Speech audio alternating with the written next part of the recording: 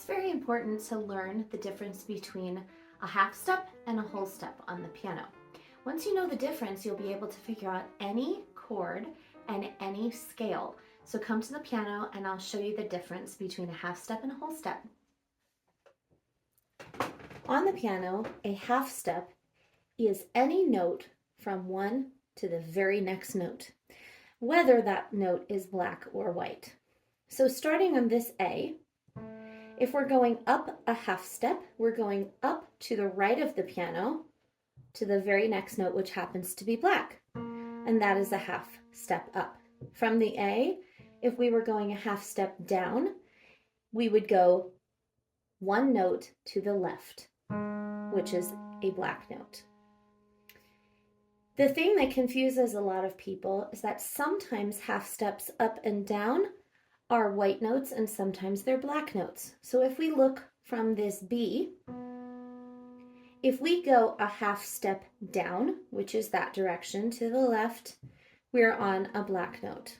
But if we go a half step up, the very next note is a white note. There's no black note between these two. So a half step up above a B is a C. The same thing happens for an E. So we look at this E.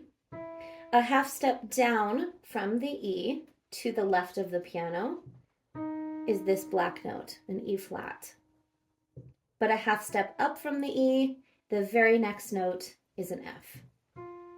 Now you remember that a half and a half makes a whole, and the same is true for a whole step.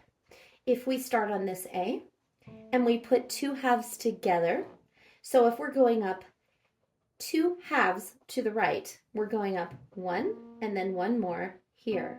So a whole step from A is a B. If we start on A and we're going down, a whole step down, here's a half step, here's a half step, so a whole step down is a G. Again, the confusing part comes in when we get to a note like an E or a B that is next to another note that does not have a black note in between. So let's do the B first. So B, we do a whole step down. So we do half step, and we're on an A. But if we want to do a whole step up from B, we start on B, the very next note, half step is C, and then half step again is C sharp. Whole step up from B is a C sharp. So why does a half step and a whole step matter? It matters because it can help you figure out any scale or any chord if you know the formula. I'm going to show you a major scale and how to figure it out using half steps and whole steps. All you need to remember for a major scale is this small formula. We have whole, whole, half, whole, whole, whole, half. And let me show you what that means. So if we pick any note on the piano, I'm going to pick a D. We're going to start on a D, and we're going to try to figure out what our scale is in the key of D. That will teach us what the key signature is in D if you don't have that memorized. So starting on D, we need a whole step. So we do whole step.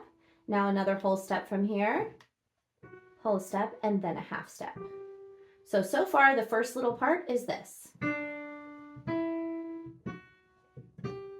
And then for the second part, we're doing whole, whole, whole, half. So from the G, we're going whole, whole, whole, half. So here is our entire scale from D to D, and I want you to notice what the black notes are in this key. Here we go.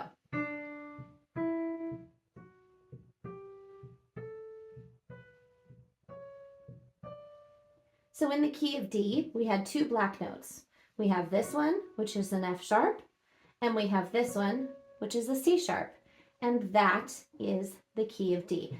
So does this work every single time? Let's find out. So let's try something a little bit more challenging. Let's try a B flat, where we start on a black note. So from the B flat to the B flat, let's figure out what our scale is and thus our key signature. So for the first part, we've got whole step, half step. Here we go. Here's our first note, and now we want a whole step. Whole step, half step. And then for the second part, whole, half. Whole, half. So here is our scale in B flat, and notice the black keys. Here we go.